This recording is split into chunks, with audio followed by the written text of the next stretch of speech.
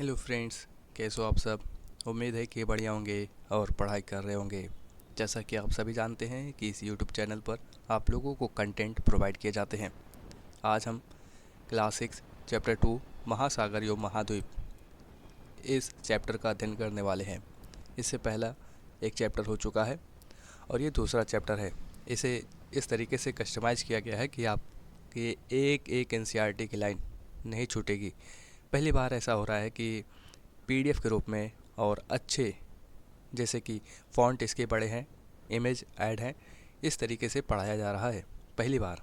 क्योंकि इसमें एक एक एनसीईआरटी लाइन भी है, इमेज भी है और बड़े टेक्स्ट भी है जो पढ़ने में बहुत ही आसानी हमें प्रदान करते हैं। तो इसी क्रम में हम आगे बढ़ते हैं। अगर आपको वीडियो अच्छी लगती है तो प्लीज़ वीडियो को लाइक कर दीजिएगा और चैनल को भी सब्सक्राइब कर लीजिएगा। इसी तरीके से आगे के वीडियोस आते रहेंगे तो आपको पता चलता रहेगा। तो महासागर एवं महाद्वीप इस चैप्टर का नाम है, ये सेकंड चैप्टर है। सबसे पहले हम ये बहुत ही महत्वपूर्ण, आप कह लीजिए कि कबीरदास जी के द्वारा लिखी गई, उनके द्वारा लिखी नहीं बल्कि पढ़ी गई एक ऐसी लाइन है जो जोश को उभार देती है। काल करे सो आज करे सो अब, पल में प्रलय होएगी बहुरी करेगा कब। इसका मतलब होता है जो काम करना है उसे कल पर मत टालो, जो आज करना है उसे अभी करो, क्योंकि पता नहीं अगले ही पल क्या हो जाए। अगर अचानक विनाश हो गया तो फिर वह काम कब कर पाओगे। तो इसका मतलब यह होता है हमें किसी काम को अगले दिन पर नहीं टालना चाहिए। हमें ये चाहिए कि जो काम होने के लायक है उसे उसी समय ख़त्म कर दें, क्योंकि पल में क्या होने वाला है ये किसी को पता नहीं होता है। हम आते हैं अपने टॉपिक पर आने से पहले जूल्स वर्न जी के द्वारा जो अपने विचार उन्होंने दिए हैं उसके बारे में जान लेते हैं। उन्होंने कहा कि महासागर ही सब कुछ है, महासागर ही सब कुछ है। यह पृथ्वी के 7/10वें भाग पर व्याप्त है, यानी 10 में से 7 हिस्सा केवल महासागर है। इसकी श्वास शुद्ध एवं स्वस्थ है। यह विस्तृत निर्जन स्थल है जहाँ मानव कभी अकेला नहीं हो सकता, क्योंकि यहाँ वह जीवन का अपने आसपास ही अनुभव करता है। महासागर प्रकृति का विस्तृत भंडार है। दूसरे शब्दों में कहें तो संसार का आरंभ महासागरों से हुआ है और कौन जानता है कि इसका अंत इसी में न हो। इनके द्वारा ऐसा कहा जा रहा है कि महासागर ही हमारे लिए सब कुछ है। अगर हमारी सभ्यता बनी तो इसी नदियों के सहारे बनी। हमारा अस्तित्व ही इन नदियों, जलाशयों, मतलब पानी के द्वारा ही है। और ये आखिर में बताते हैं कि कहीं जिस तरीके से हमारा आरंभ महासागरों से हुआ, छोटी मतलब जो पहली जंतु थी वो महासागरों से उत्पन्न हुई, ऐसा ना हो कि हम इसका अंत भी महासागरों से ही हो। तो ये जूल्स वर्न के विचार थे। अब महत्वपूर्ण प्रश्न, ये आपको पहले ही पेज पर मिल जाएगा कि हमें क्या क्या पढ़ना है इसमें। जैसे कि महासागर एवं महाद्वीप क्या है, उनके नाम क्या हैं एवं उनका वितरण कैसा है, तो इसके बारे में अध्ययन करेंगे। और दूसरा प्रश्न ये है कि महासागर एवं महाद्वीप पृथ्वी पर जीवन को, जिसमें मानव जीवन भी सम्मिलित है, किस प्रकार प्रभावित करते हैं। यानी महासागर एवं महाद्वीप किस तरीके से एक मानव सभ्यता को, मानव जीवन को प्रभावित करते हैं। और ये आप चित्र 2.1 देखिएगा, बाद में काम आएगा। आइए अब हम अपने ग्लोब की ओर लौटते हैं। आपने पिछली कक्षा अगर पढ़ी हो, पिछली कक्षा में वीडियोस देखे हों, तो ग्लोब के बारे में चर्चा हुई थी। तो वही लिखा हुआ है कि आइए अब हम अपने ग्लोब की ओर लौटते हैं और इसे धीरे धीरे घुमाते हैं। आप चंद्रमा से लिए गए पृथ्वी के चित्र को भी देख सकते हैं। आपको सबसे अधिक कौन सा रंग दिखाई देगा? निश्चित ही आपको नीला रंग दिख रहा होगा, परंतु यह क्या दर्शाता है? ये नीला रंग आपको क्या बताता है? आपने उत्तर का अनुमान लगा लिया होगा कि ये तो जल दिख रहा होगा। इसका अर्थ यह है कि पृथ्वी की अधिकांश सतह जल से घिरी हुई है। वास्तव में पृथ्वी की 3/4 भाग यानी 4 में से 3 भाग जल से घिरा हुआ है। इसी कारण अंतरिक्ष से देखने पर पृथ्वी नीली दिखाई देती है। अगर हमसे कोई क्वेश्चन पूछ लेता है कि पृथ्वी नीली क्यों दिखाई देती है, तो कारण क्या है? क्योंकि कारण ये है कि हमारी पृथ्वी का जो 3/4 यानी 4 में से 3 भाग जल से घिरा हुआ है, इसलिए पृथ्वी नीली दिखाई देती है। इसलिए आरंभिक अंतरिक्ष यात्रियों ने स्नेहपूर्वक पृथ्वी को क्या कह दिया? नीला ग्रह कह दिया। ग्लोब पर हम जो सबसे बड़ी जलराशियाँ देखते हैं उन्हें महासागर कहते हैं। चित्र 2.1 अभी आप देखे होंगे, ये रहा चित्र 2.1। ये अंतरिक्ष से पृथ्वी का दृश्य है। छाया चित्र लूनर रिकॉनेसेंस ऑर्बिटर द्वारा इसे लिया गया है। इस दृश्य के मध्य में प्रशांत महासागर, बाईं ओर अफ्रीका, ऊपर की ओर भारत, यूरेशिया के भाग और ऑस्ट्रेलिया और नीचे की ओर अंटार्कटिका को दर्शाया गया है। ये ऑस्ट्रेलिया है और ये गल्फ कंट्री, ये भारत। तो इस तरीके से अभी आप देखेंगे, परेशान ना होइए। तो चित्र 2.1 में जो ग्लोब के लगभग 1/4 भाग पर एक लाइन हमारा छूट गया, फिर से पढ़ते हैं। चित्र 2.1 में दर्शाए गए पृथ्वी के चित्र में आपको एक अन्य रंग भूरा भी दिखाई देगा। यह भूमि का रंग है जो ग्लोब के लगभग 1/4 भाग पर फैला है। अगर 3 भाग पर पानी है तो एक भाग ही तो बचा 4 में से, तो एक भाग जो है वो ज़मीन का हिस्सा है। भूमि के एक बड़े भाग को भूखंड कहते हैं एवं भूमि के एक बड़े निरंतर विस्तार को महाद्वीप कहते हैं। यानी लगातार अगर भूमि आपको मिलती जाए तो उसे महाद्वीप कह सकते हैं। हम इसके बारे में आगे आने वाले स्लाइड्स में जानेंगे, तो आप चिंता मत करिए। पृथ्वी की जलवायु के निर्माण में महासागर एवं महाद्वीप दोनों महत्वपूर्ण भूमिका निभाते हैं। ये जीवन के सभी पहलुओं को प्रभावित करते हैं, जिनमें सभी जीव जंतु, पौधे एवं मानव जीवन भी सम्मिलित हैं। हम उनके प्रभाव को अपने इतिहास, संस्कृति और अपने दैनिक जीवन पर भी देखते हैं। आप देख लीजिए, जैसे कि भारत में कुछ अलग कल्चर है, बाहर देशों में कुछ अलग कल्चर है। तो ऐसा क्यों है? जलवायु परिवर्तन के कारण। और जलवायु परिवर्तन क्यों बताया जाता है? यहाँ पर बताया गया है कि महासागर और महाद्वीप जलवायु के निर्माण में महत्वपूर्ण भूमिका निभाते हैं, यही कारण है। यहाँ पर एक कोट्स लिखा हुआ है जो कि एनसीईआरटी में था, मैंने इसका कैप्चर किया। भारतीय नौसेना के प्रतीक चिन्ह पर आदर्श वाक्य है सम नो वरुणा अंकित है, जिसका अर्थ है हे वरुण हमारे लिए कल्याणकारी हो। यह किसको बताता है? यह महासागर, आकाश तथा जल से संबंधित वैदिक देवता वरुण की स्तुति है। आप समझ जाइए कि किस तरीके से आकाश, महासागर इन सब का महत्वपूर्ण है, जो कि हमारे भारतीय नौसेना के प्रतीक चिन्ह पर ये आदर्श वाक्य के रूप में स्थित है। ये रहा।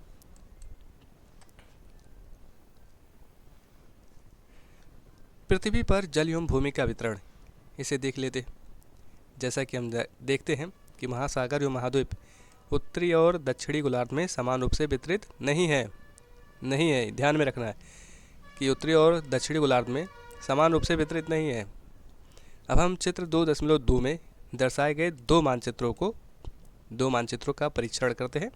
यहाँ भी नीले रंग से महासागरों एवं उनके छोटे छोटे विस्तार, जैसे कि सागर, खाड़ी, जिसे हम बे एंड गल्फ कहते हैं, आदि को दर्शाया गया है। तो आप ये चित्र 2.2 देख सकते हैं। ये रहा चित्र 2.2। ये उत्तर ध्रुव, ये बाएं तरफ जो है वे उत्तर ध्रुव है और ये जो दाहिनी तरफ है ये दक्षिण ध्रुव है। आप केवल चित्र देखें, अभी बाद में आगे पता चलता जाएगा। मैंने कुछ ऐड किया, जैसे कि बे किसे कहते हैं, उपसागर या खाड़ी कैसे कहते हैं। तो बे वह स्थान होता है जहाँ समुद्र का पानी ज़मीन के अंदर की ओर घुसा होता है। समुद्र का पानी ज़मीन के अंदर की ओर घुसा होता है, लेकिन चारों तरफ से पूरी तरह से घिरा नहीं होता। जैसे कि आप एग्जाम्पल में देख सकते हैं, ये हडसन की खाड़ी है। यह किनारे से थोड़ा अंदर तक फैला होता है। आप देखें किस तरीके से ये फैला हुआ है। ये पानी है, मतलब आप समझ जाइए कि पानी है। इसमें पानी शांत होता है, इसलिए यहाँ बंदरगाह भी बनाए जाते हैं। उदाहरण बंगाल की खाड़ी हो चुकी और हडसन की खाड़ी। अब गल्फ कैसे कहते हैं? सक्रिय खाड़ी या खाड़ किसे कहते हैं? गल्फ भी बे की तरह होता है, यानी खाड़ी की तरह होता है, लेकिन यह आकार में ज़्यादा गहरा और सकरा होता है। इसमें समुद्र का पानी ज़्यादा अंदर तक चला जाता है और यह आमतौर पर 3 तरफ से ज़मीन से घिरा होता है। किससे? ज़मीन से घिरा होता है। आप ये पर्शियन गल्फ को देख सकते हैं उदाहरण के रूप में, फारस की खाड़ी या पर्शियन गल्फ। इसी तरीके से मैक्सिको की खाड़ी, ये काफ़ी गहरा और सकरा होता है। देखिए ये चौड़ा है, ये एरिया चौड़ा है और ये सकरा है, ये सकरा है।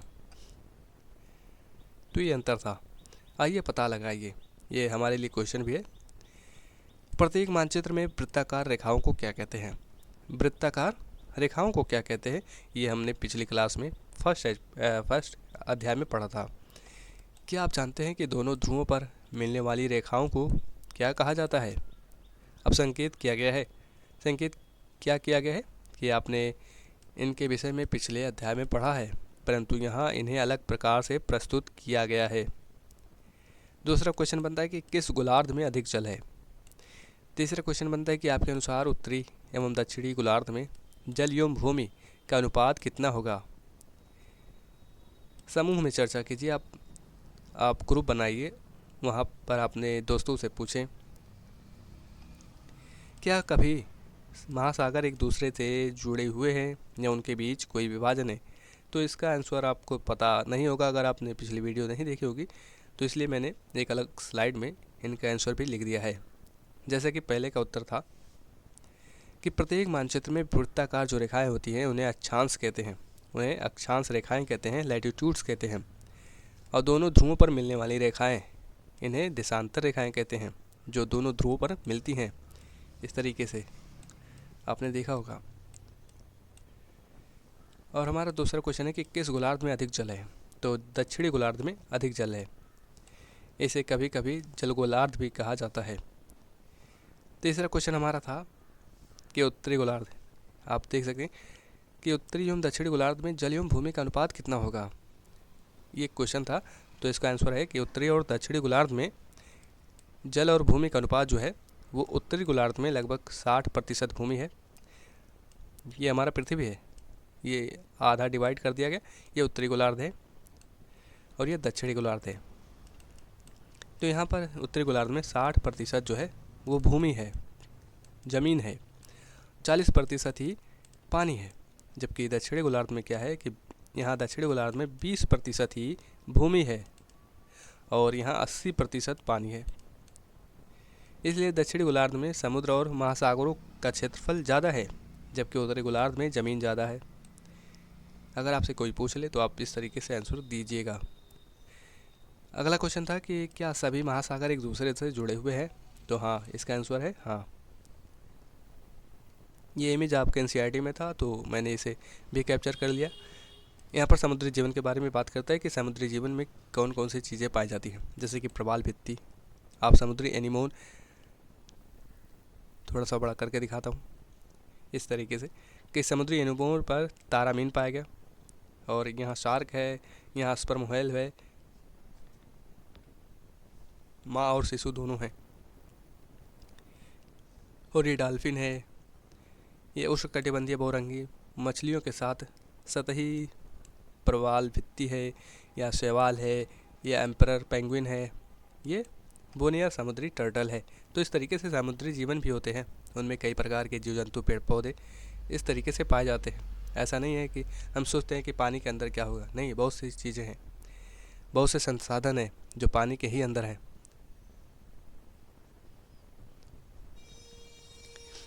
पृथ्वी पर उपलब्ध जल का अधिकांश भाग महासागरों में है, परंतु यह जल लवणीय यानी खारा है एवं मानव सहित बहुत से स्थलीय जीवों के उपभोग के लिए अनुपयोगी है, यानी आप उसका यूज नहीं कर पाएंगे। दूसरी ओर अलवणीय जल जो कि पेय जल है, जिसे हम पीते हैं, अलवणीय जल का पृथ्वी के जल संसाधनों में अत्यल्प हिस्सा है, बहुत ही कम हिस्सा मिलेगा आपको। जो हम पीते हैं पानी वो बहुत ही कम हिस्सा है। और ये कहाँ से आता है? ये हिमनद, ग्लेशियर, नदियों, झीलों, वायुमंडल एवं भूमिगत जल के रूप में व्याप्त है। जो हम पीते हैं ये इन्हीं रूपों में है। आइए विचार करते हैं। जब पृथ्वी पर जल प्रचुर मात्रा में उपलब्ध है, फिर भी जल की कमी अथवा जल संकट की इतनी चर्चा क्यों सुनाई देती है?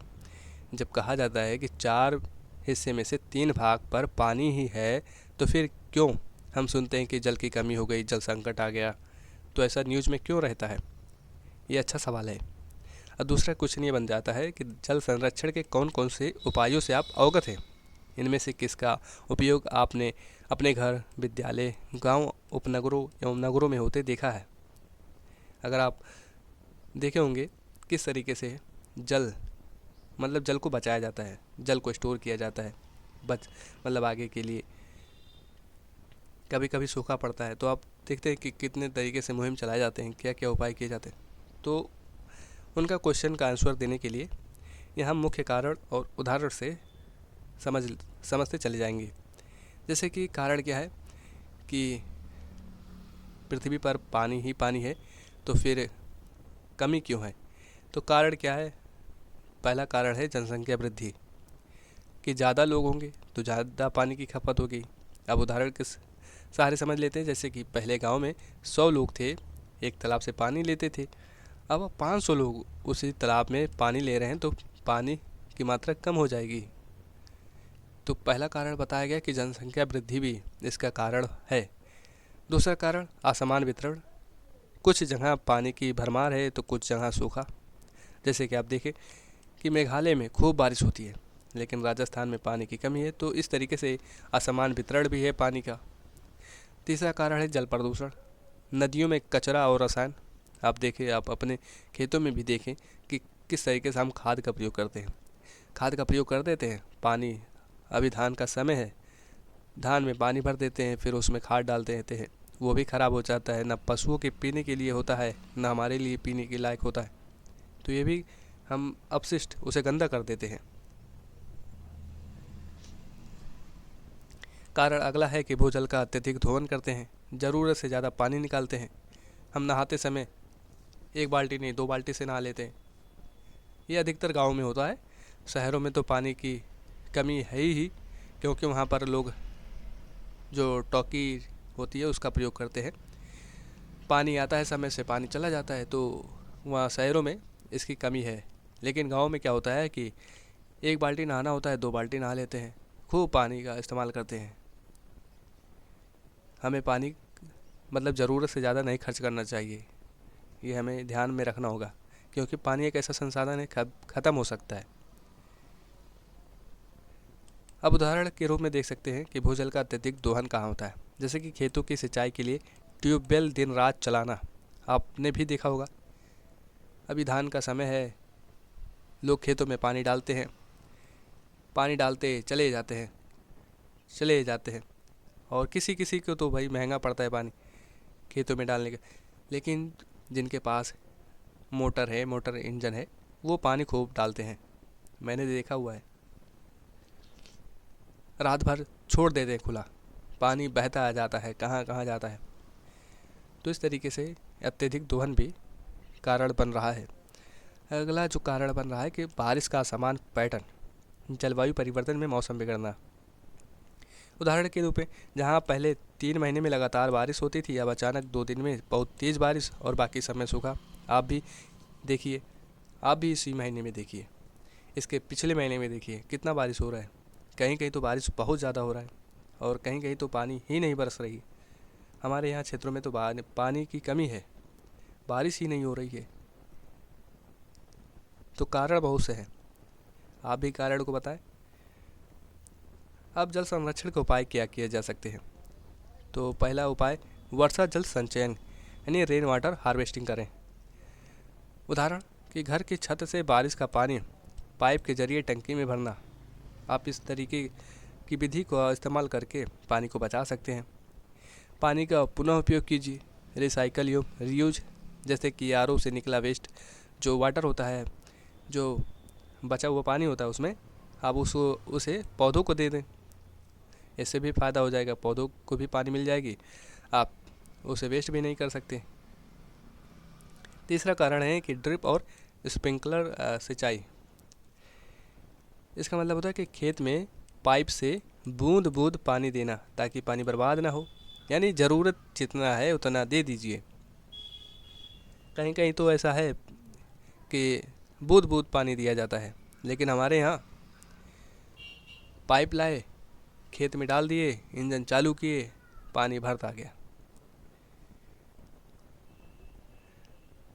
नदियों, तालाबों, कुआं का संरक्षण हमें करना चाहिए, उन्हें बचाना चाहिए।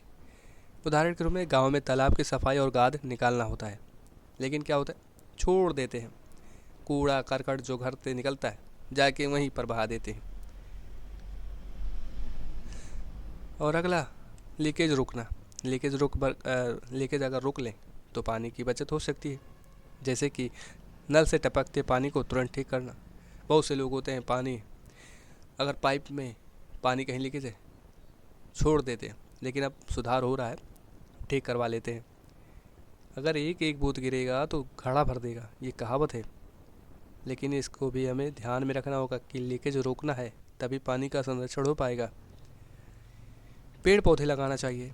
उदाहरण के रूप में कि स्कूल में पौधारोपण दिवस मनाना चाहिए। पौधे भी पानी को बचाते हैं, याद में रखना है आपको। तो कुछ क्वेश्चन थे, मैंने उसका आंसर दे दिया। हम अपने टॉपिक पर आते हैं, महासागर क्या है। आप पृष्ठ 32 पर देखिएगा। एनसीईआरटी में देखने का कोई फ़ायदा नहीं है, पूरा एनसीईआरटी की एक एक लाइन है। केवल जो एनसीईआरटी में था मैंने पूरा एक एक अक्षर पूरा लिख दिया है बड़े बड़े फॉन्ट में। आप इस तरीके से एनसीईआरटी में नहीं पढ़ पाएंगे, मैं कह रहा हूँ। लेकिन मैंने यहाँ पर एक एक लाइन को इस स्लाइड में डाल दिया है कि आप लोगों को सुविधा हो। महासागर, तो पृष्ठ 32 पर दिए गए चित्र 2.3 में विश्व के मानचित्र में हम 5 महासागरों, कितने 5 महासागरों, प्रशांत महासागर, अटलांटिक महासागर, हिंद महासागर, आर्कटिक महासागर और दक्षिणी अथवा अंटार्कटिका महासागर को देखते हैं। दक्षिणी को अंटार्कटिका भी कहते हैं।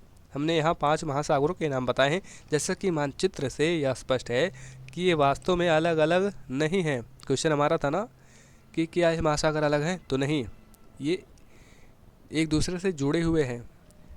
महासागरों का यह सीमांकन प्रचलन से अधिक कुछ नहीं है, क्योंकि प्राकृतिक जगत ऐसे किन्हीं भी सीमाओं का पालन नहीं करता है।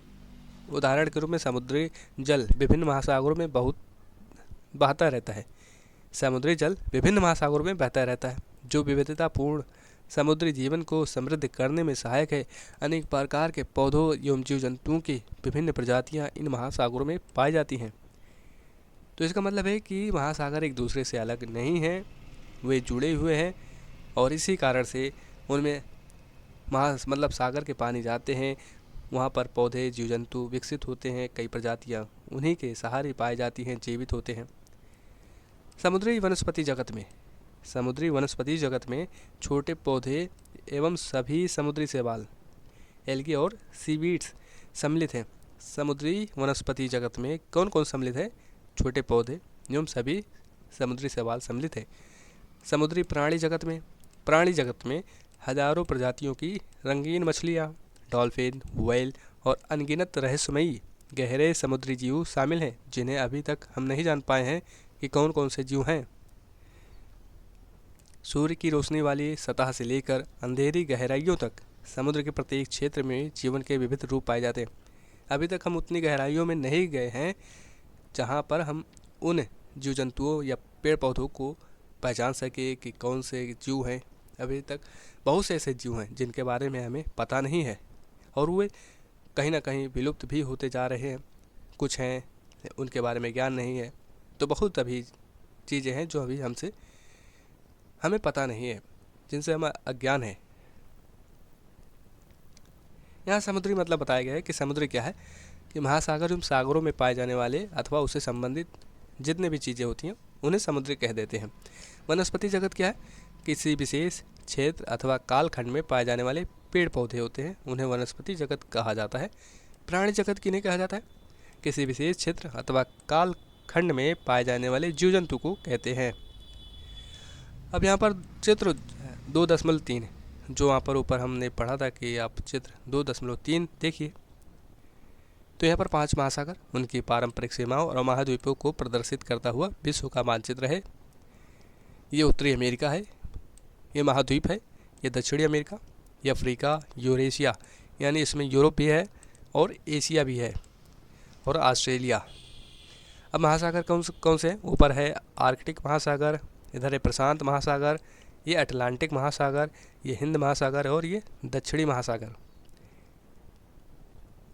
आप ये ना कहिएगा कि ये अलग है, ये मिला हुआ है।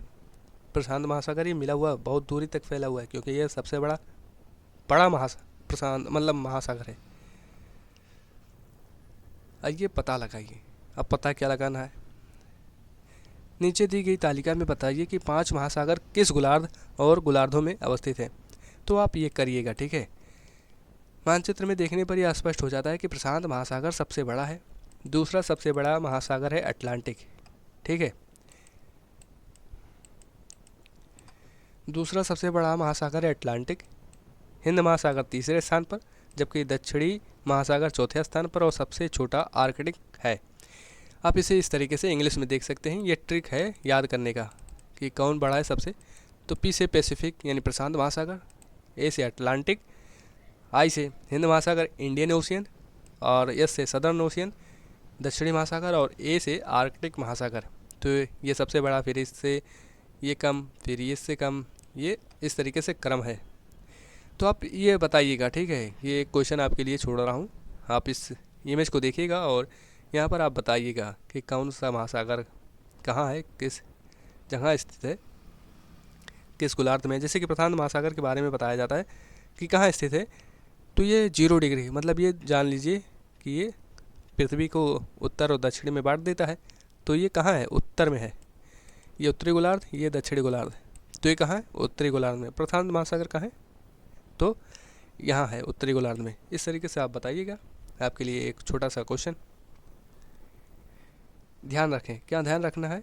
जैसे कि महासागरों के मानचित्र से स्पष्ट है कि हिंद महासागर का विस्तार उत्तर में एशिया, पश्चिम में अफ्रीका, पूर्व में ऑस्ट्रेलिया और दक्षिण में दक्षिणी महासागर तक है। देख लेते हैं पहले हिंद महासागर को। हिंद महासागर देखिए आप, हिंद महासागर ये अफ्रीका से लगा हुआ, ये ऑस्ट्रेलिया से लगा हुआ, ये यूरेशिया से लगा हुआ, और ये या दक्षिणी महासागर से भी लगा हुआ है। भारत के दोनों ओर हिंद महासागर के 2 भाग दिखाई देते हैं। हिंद महासागर के 2 भाग दिखाई देते हैं, और वो भी दोनों ओर। पश्चिम में अरब सागर और पूर्व में बंगाल की खाड़ी।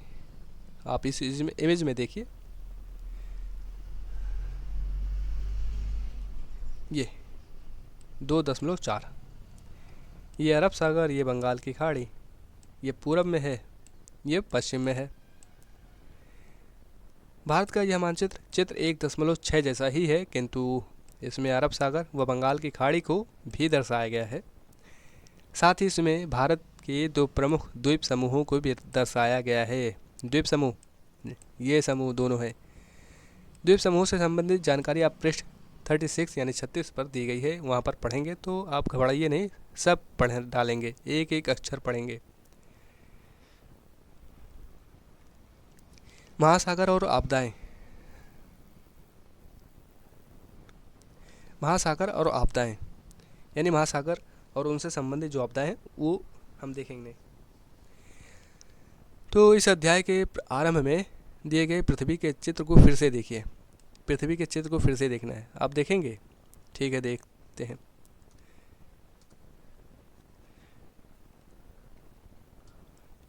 ये देखिए, आप पहले ध्यान से देखिए।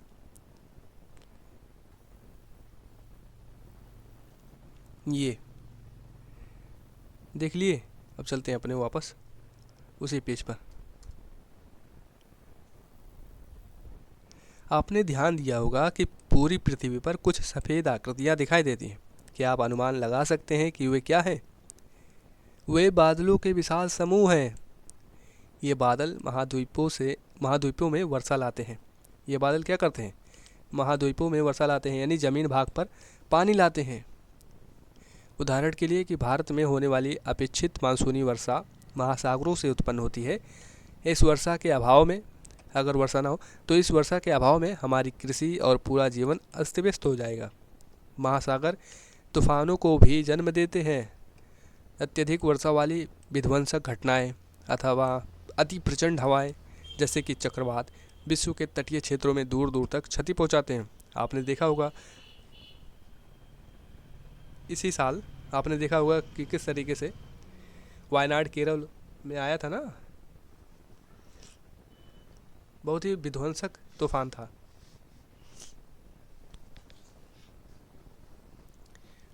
एक अन्य प्राकृतिक आपदा है सुनामी। एक अन्य प्राकृतिक आपदा सुनामी भी समुद्र में, कहाँ, समुद्र में उत्पन्न होती है। यह विशाल और शक्तिशाली तरंगे होती हैं जो महासागर तल में तीव्र भूकंप और अथवा ज्वालामुखी के फटने के कारण आती हैं। तो किसके कारण आती हैं? तीव्र भूकंप अथवा ज्वालामुखी के फटने के कारण। सुनामी हजारों किलोमीटर तक जाकर तटीय क्षेत्रों को डुबा सकती है, जिससे व्यापक स्तर पर हानि होती है। वहाँ पर बंदरगाह होते हैं, वो भी डूब जाएंगे, मतलब ख़राब हो जाएंगे, अस्त व्यस्त ख़राब हो जाएंगे। तो बहुत ही नुकसान हो जाएगा, क्योंकि उसी की वजह से हमारा अन्य देशों के साथ व्यापार होता है। ध्यान रखें, अब क्या ध्यान रखना है कि 26 दिसंबर 2004 के दिन हिंद महासागर के आसपास भारत और अन्य 13 देश प्रचंड सुनामी से प्रभावित हुए। कब की बात है? 2004 की बात है। यह सुनामी इंडोनेशिया में आए भूकंप के कारण आई थी। भूकंप आया था इंडोनेशिया में। इस आपदा में 2 लाख से अधिक लोगों की जान गई। बहुत ही ज़्यादा संख्या है, जान लीजिए आप, 2 लाख। भारत में अंडमान एवं निकोबार द्वीप समूह, पृष्ठ 33 पर चित्र 2.4 देखिए, जो कि हमने देख लिया है, अब नहीं देखने वाले। और पृष्ठ 36 पर द्वीपों से संबंधित उपखंड को भी देखिए, तो अभी देख लेंगे, है कि नहीं। तो अंडमान एवं निकोबार द्वीप समूह, तमिलनाडु और केरल के तटीय क्षेत्र इससे भीषण रूप से प्रभावित हुए और जान माल की अत्यधिक क्षति हुई। इस प्रकार की सुनामी कभी कभी आती है, किंतु यह अत्यंत विध्वंसकारी होती है। हालांकि तट से टकराने से पहले इसका अनुमान लगाया जा सकता है। बहुत से देश इस प्रकार की पूर्व चेतावनी प्रणाली हेतु मिलजुल कर काम कर रहे हैं कि सुनामी आने से पहले हमें कुछ जानकारी हो जाए। इस पर भी काम हो रहा है। विशेषकर भारत समेत बहुत से देश हिंद महासागर सुनामी चेतावनी प्रणाली में सहयोग कर रहे हैं, क्योंकि आपने देखा होगा कि भारत के नीचे ही हिंद महासागर है। तो इस तरीके से हिंद महासागर को लेकर भी लोग, मतलब हिंद महासागर में भी तो आ सकता है, सुनामी आ सकती है। तो जो देश हिंद महासागर से लगे हुए हैं तो वे लोग भी इस पर काम कर रहे हैं। तो भारत समेत बहुत से देश हिंद महासागर सुनामी चेतावनी प्रणाली में सहयोग कर रहे हैं। इससे जानमाल की रक्षा करने के उपायों में सहायता मिलती है। जिन घटनाओं के कारण जान और माल की क्षति होती है उन्हें आपदा प्रबंधन के अंतर्गत नियंत्रित किया जाता है। भारत में सभी प्रकार की आपदाओं का सामना करने के लिए राष्ट्रीय आपदा प्रबंधन प्राधिकरण है। सभी प्रकार की आपदाओं का सामना करने के लिए क्या है? राष्ट्रीय आपदा प्रबंधन प्राधिकरण है। अगले अध्याय में हम कुछ अन्य उदाहरण देखेंगे। ये हम अगले चैप्टर में देखेंगे, अभी नहीं, लेकिन हाँ जो कुछ इम्पोर्टेंट पॉइंट है उसका मैंने इस अगले स्लाइड में जिक्र किया है। आप देख लें कि हिंद महासागर सुनामी चेतावनी प्रणाली क्या है। तो पूरे हिंद महासागर के देशों द्वारा मिलकर बनाई गई एक व्यवस्था जो समुद्र में हलचल को मापकर पहले से चेतावनी दे सकती है। इसकी स्थापना 2005 में हुई। किसके द्वारा? यूनेस्को के इंटर गवर्नमेंटल ओशियनोग्राफिक कमीशन IOC के मदद से की गई। इसकी स्थापना 2005 में होती है। किसके द्वारा? IOC के मदद से। भारत इस प्रणाली का महत्वपूर्ण हिस्सा है। तो आपने देख लिया कि हिंद महासागर सुनामी चेतावनी प्रणाली क्या है। ये NCERT में नहीं था, मैंने ऐड किया है आप लोगों के लिए कि आप लोगों के एग्ज़ाम के लिए अच्छा हो, क्योंकि ये क्लास जो है क्लास 6 के बच्चों के लिए भी है और बड़े क्लास, मतलब जो गवर्नमेंट जॉब के लिए तैयार कर रहे हैं, तैयार हो रहे हैं, उनके लिए भी है। राष्ट्रीय आपदा प्रबंधन प्राधिकरण NDMA मुख्य बिंदु, इसका पूरा नाम है national disaster management authority. NDMA का full form national disaster management authority यानी राष्ट्रीय आपदा प्रबंधन प्राधिकरण। इसकी स्थापना 27 सितंबर 2006 को हुई थी। कानूनी आधार क्या है? आपदा प्रबंधन अधिनियम 2005 है, इससे ये शक्ति प्राप्त करती है। मुख्यालय कहाँ है? नई दिल्ली में। अध्यक्ष कौन होते हैं? प्रधानमंत्री। वर्तमान में कौन है? नरेंद्र मोदी जी। सदस्य अधिकतम 9 सदस्य और एक उपाध्यक्ष होते हैं। कार्यकाल 5 वर्ष का होता है। तो आपने देख लिया, बहुत ही इम्पोर्टेंट था ये, एग्ज़ाम में पूछे जाते हैं, तो आपको भी बताना था तो मैंने बता दिया। एक एक डिटेल जो एनसीईआरटी में था वो भी, और साथ में एक्स्ट्रा चीज़ें भी आपको बता दिया। अगर आपको अभी वीडियो ना पसंद आए तो आप बताइए कि क्या कमियां हैं जिससे आपको ये वीडियो पसंद नहीं आ रही है, आप बताएं। अब एनडीएमए के क्या कार्य हैं, मुख्य कार्य बताएं। तो आपदा प्रबंधन की नीतियाँ और योजना बनाना होता है। दूसरा इनका कार्य होता है रोकथाम, तैयारी और राहत कार्य, और केंद्र राज्य के बीच समन्वय करना होता है। राज्य स्तर पर भी होते हैं, राज्य स्तर पर भी प्राधिकरण होते हैं, जैसे कि एसडीएमए, और इसका अध्यक्ष मुख्यमंत्री होता है। जिला स्तर पर भी होता है डीडीएमए जिसे कहते हैं, जिला अधिकारी अध्यक्ष होते हैं। और विशेष बल भी होता है एनडीआरएफ यानी नेशनल डिजास्टर रिस्पांस फोर्स होता है। 2006 12 बटालियन। अब महाद्वीप के बारे में जानते हैं। महासागरों के मानचित्र चित्र 2.3 पर महाद्वीपों को भी दर्शाया गया है। आपने देखा होगा। आप कितने महाद्वीपों को गिन सकते हैं? इसका उत्तर इतना सरल नहीं है, क्योंकि इनकी गिनती कई प्रकार से की जा सकती है। यह हमारी रुचि पर निर्भर करता है कि हम 4 से 7 के बीच किसी भी संख्या की सूची बना सकते हैं। इसके कारण निम्नलिखित हैं। उत्तरी अमेरिका और दक्षिणी अमेरिका को सामान्यतः 2 महाद्वीपों में गिना जाता है। पहले हम देख ही लेते हैं चित्र 2.3। ये रहा चित्र 2.3, और मैंने पहले ही बताया था कि महाद्वीप कहाँ कहाँ है।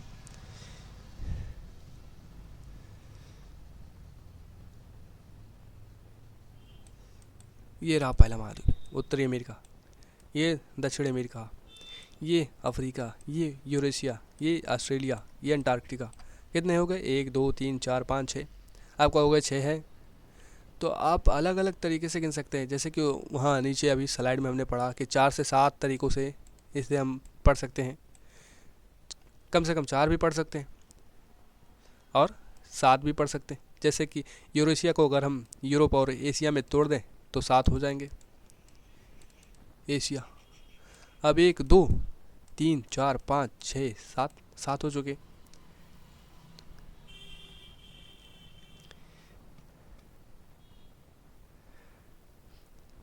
तो ही ये चीज़ है कि हम 4 से 7 के बीच किसी भी संख्या की सूची बना सकते हैं।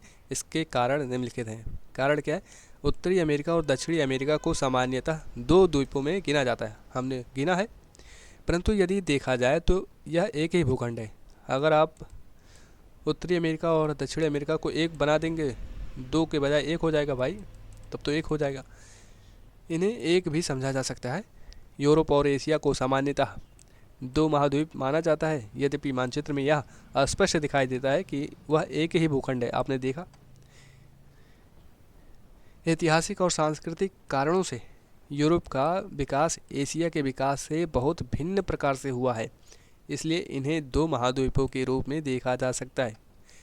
इसीलिए इन्हें 2 महाद्वीप के रूप में गणना करते हैं। क्यों? क्योंकि ये ऐतिहासिक रूप से भी अलग हैं और सांस्कृतिक कारणों से। हालांकि भूगर्भ शास्त्री सामान्यतः इन्हें एक ही महाद्वीप मानते हैं। यहाँ पर भी 2 का 1 हो गया। अफ्रीका और यूरेशिया को सामान्यतः 2 महाद्वीप समझा जाता है, कभी कभी 1 भी समझा जाता है। तो यहाँ पर भी 2 का 1 हो गया। मतलब हम 4 से 7 के बीच में सूची बना सकते हैं। तालिका में महाद्वीपों की अलग अलग प्रकार की गिनती को सार रूप में लिखिए। 4 महाद्वीप अगर हमें लिखना है तो हम अफ्रीका यूरेशिया 1 महाद्वीप बना देंगे, अमेरिका उत्तरी अमेरिका और दक्षिण अमेरिका को 1 बना देंगे, 1 हो गया ये। अंटार्कटिका का 1 और ऑस्ट्रेलिया 1, कुल 4 हो गए। 1 1 1 1 कुल 4। 5 बनाना है तो अफ्रीका अलग, अमेरिका अलग, अंटार्कटिका अलग, ऑस्ट्रेलिया अलग, यूरेशिया अलग। यहाँ इमेज दिया गया है, तो आप इस तरीके से बना सकते हैं। 4, 5, 6, 7 जिस तरीके से बनाना है सूची आप इस तरीके से बना सकते हैं। ध्यान रखें, ध्यान क्या रखना है कि आपने ओलंपिक खेलों के प्रतीकों में से एक प्रतीक ओलंपिक के 5 छल्लों को अवश्य देखा होगा। हाँ देखे हैं, ये देख रहे हैं। ये छल्ले विश्व भर से खिलाड़ियों के एकत्र होने का प्रतीक है। इन छल्लों को 5 बसे हुए महाद्वीपों अफ्रीका, अमेरिका, एशिया, ऑस्ट्रेलिया और यूरोप का प्रतिनिधित्व करने के लिए चुना गया था। अच्छा, ये जो 5 हैं, 5 रिंग, ये महाद्वीपों को बताते हैं, महाद्वीपों के बारे में बताते हैं। ठीक है, ये ध्यान में रखना है। आज पता चला, आज आप लोगों को पता चला ना।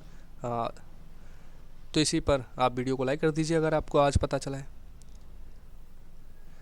आइए आप पृष्ठ 36 यानी 36 पर दिए गए आरेख को देखें, जो 7 महाद्वीपों की सूची पर आधारित है। यह उनके वास्तविक आकार को नहीं अपितु सापेक्षिक आकार को दर्शाता है।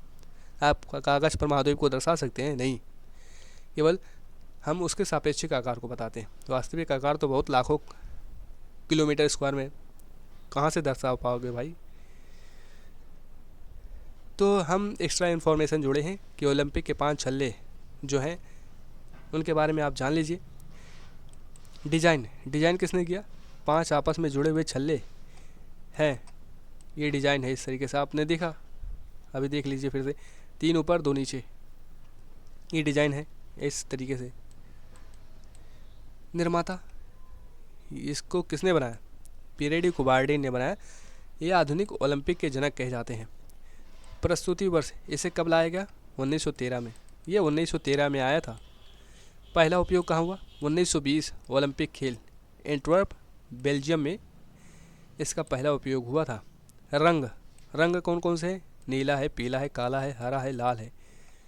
नीला, पीला, काला, हरा, लाल। नीला, काला, लाल, पीला, हरा, तो ये 5 कलर है, आप देख लें। और जो सफ़ेद है वो बैकग्राउंड पर है, बैकग्राउंड में है। अब इसका अर्थ जान लेते हैं। 5 महाद्वीपों की एकता को बारे में बताता है। आपने देखा कि इस तरीके से कनेक्ट हैं सब, तो एकता के बारे में बताता है। नीला बताता है यूरोप के बारे में, पीला बताता है एशिया के बारे में, काला बताता है अफ्रीका के बारे में, हरा बताता है ओशिनिया के बारे में, और लाल बताता है अमेरिका के बारे में। अब ओशिनिया क्या है? ऑस्ट्रेलिया है, ध्यान में रखना है। आइए पता लगाइए। अब आपको पता लगाना है। वर्गों की संख्या को गिनिए और सबसे बड़े एवं छोटे महाद्वीप का नाम बताइए।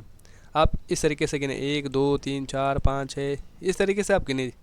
अब बताइए कि कौन सा बड़ा लग रहा है। तो आप देखेंगे कि एशिया ही लग रहा है, हमें तो बड़ा एशिया लग रहा है, तो एशिया बड़ा महाद्वीप है। कौन सा महाद्वीप बड़ा है? उत्तरी अमेरिका अथवा दक्षिणी अमेरिका, इन दोनों के बीच में बताना है कि कौन सा बड़ा है। आप इस तरीके से गिन सकते हैं, 1, 2, 3, 4, ये हमें लग रहा है ये छोटा लग रहा है।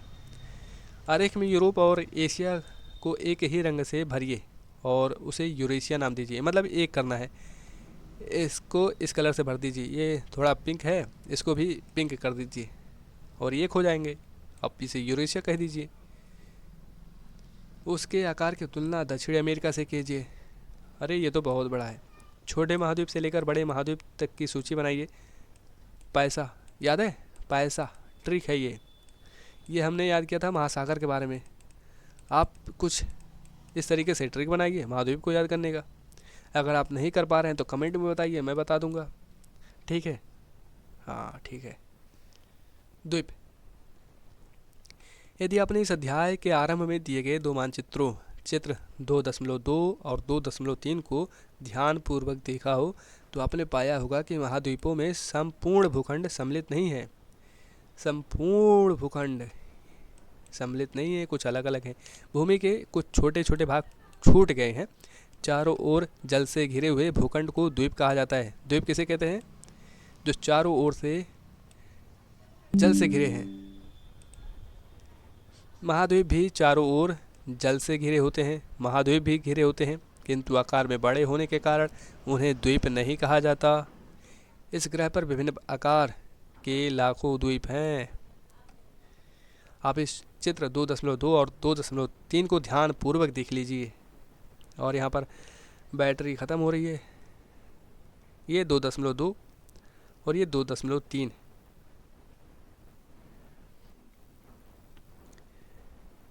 ध्यान रखना है, क्या ध्यान रखना है? विश्व का सबसे बड़ा द्वीप है। विश्व का सबसे बड़ा द्वीप कौन सा है? ग्रीनलैंड है। ग्लोब अथवा मानचित्र पर उसे ढूंढिए। छोटा सा काम करिए आप, इसे ढूंढ लीजिएगा, ठीक है? करेंगे कि नहीं करेंगे? कर लीजिएगा। उसके आकार को समझने के लिए आपको भारत के सबसे बड़े 10 राज्यों के क्षेत्रफल को जोड़ना होगा, तब जाके ग्रीनलैंड बनेगा। ये द्वीप है। हम अपने भारत के 10 बड़े राज्यों को जोड़ें तब ये ग्रीनलैंड जैसा आकार बनेगा। कितना बड़ा है? भारत में 1300 से अधिक द्वीप है। इनमें मुख्य रूप से दो द्वीप हैं, दो द्वीप समूह हैं। बंगाल की खाड़ी में स्थित अंडमान और निकोबार द्वीप समूह एवं अरब सागर में लक्षद्वीप द्वीप समूह। ये देख लीजिए, ये 2.3 है, 2.4 नहीं है, ऊपर था। 1981 से भारतीय अंटार्कटिका कार्यक्रम के अंतर्गत अंटार्कटिका में अन्वेषण किया जा रहा है।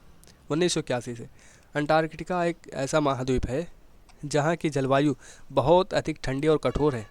चित्र 2.1 में नीचे सफ़ेद रंग के फैलाव को देखिए, जो कि अधिकांशतः हिम है। क्या है?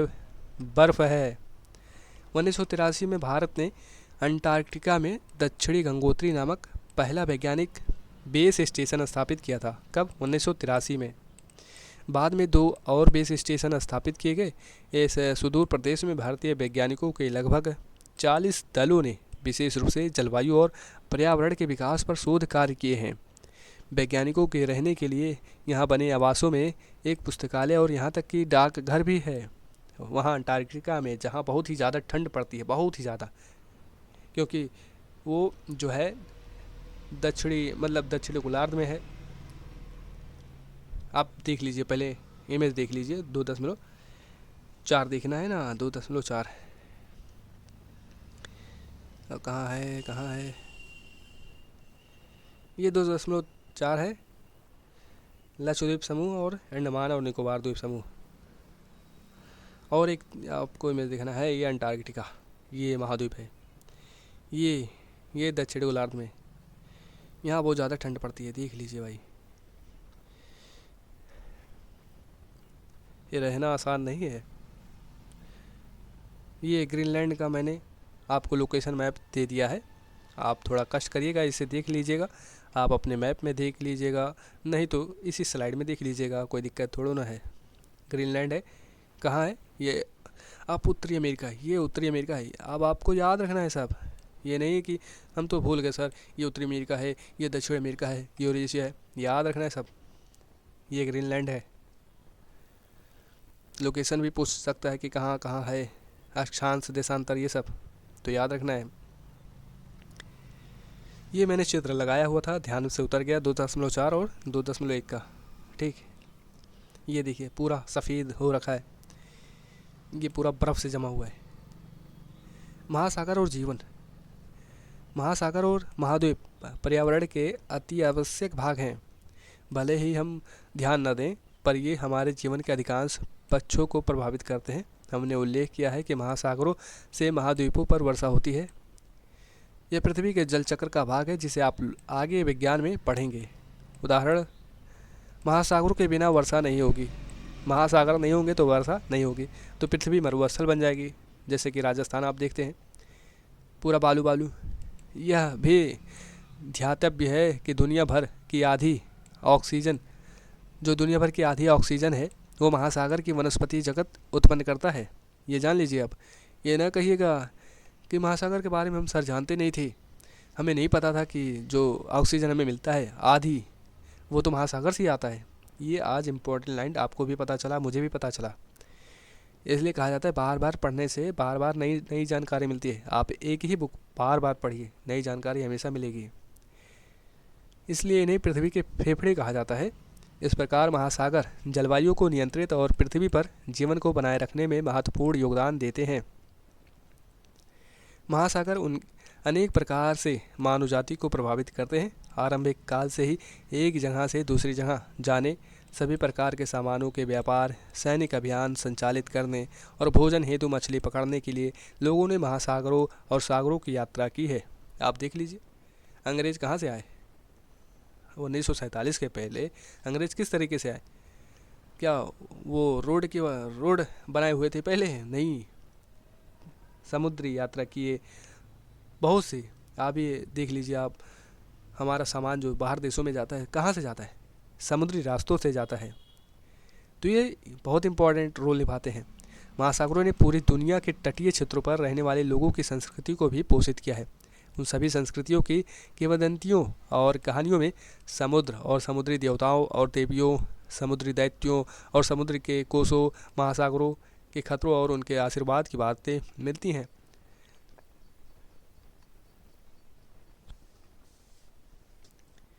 ध्यान रखें। क्या ध्यान रखना है? हमारे दिन प्रतिदिन के जीवन में महासागर की महत्वपूर्ण भूमिका को याद रखने के लिए संयुक्त राष्ट्र ने यूएन ने 8 जून को विश्व महासागर दिवस के रूप में घोषित किया है। बहुत इंपॉर्टेंट लाइन है, याद कर लीजिए। सवाल बन सकते हैं 8 जून को क्या मनाया जाता है? तो विश्व महासागर दिवस मनाया जाता है। 5 जून को क्या मनाया जाता है? कमेंट में बताना है। क्योंकि महासागर भोजन और औषधि के प्रमुख स्रोत और जैवमंडल के महत्वपूर्ण भाग के रूप में हमारे ग्रह के फेफड़े के रूप में कार्य करते हैं। वैज्ञानिक अध्ययनों से यह पता चलता है कि मानव की बढ़ती सामुद्रिक गतिविधियों ने महासागरों को प्रदूषित किया है। जैसे जैसे कि बढ़ रही आबादी ने हमारे लिए पानी की समस्या उत्पन्न कर दी है, उसी तरीके से सामुद्रिक गतिविधियों में महासागरों को प्रदूषित किया है। हम प्रति वर्ष लाखों टन प्लास्टिक कचरा समुद्र में फेंकते हैं। अब आप सोच लीजिए कितनी गलत बात है। हमें अपने पर्यावरण को सुरक्षित और स्वस्थ रखना चाहिए, तो हम गंदा कर रहे हैं। हमें इस बात को ध्यान में रखना है कि हमें अगर पर्यावरण सेफ है तो हम सेफ हैं, अगर पर्यावरण सेफ नहीं है तो हम सेफ नहीं रहेंगे। ये हमें याद रखना है। जो समुद्री जीव जंतुओं का जीवन संकट में डालता है। प्रदूषण के और भी बहुत से प्रकार होते हैं। परिणाम स्वरूप समुद्री पर्यावरण पर खतरा मंडरा रहा है। समुद्रों में आवश्यकता से अधिक मछली पकड़ना भी समुद्री जीवन के पतन का एक और कारण है। हम सभी का सामूहिक दायित्व है कि पृथ्वी और मानवता के भविष्य के लिए महासागरों को बचाने का प्रयास करें। हम इंसान हैं, अगर वो सेफ नहीं रहेंगे तो हम भी सेफ नहीं रहेंगे भाई, इतना जान लीजिए।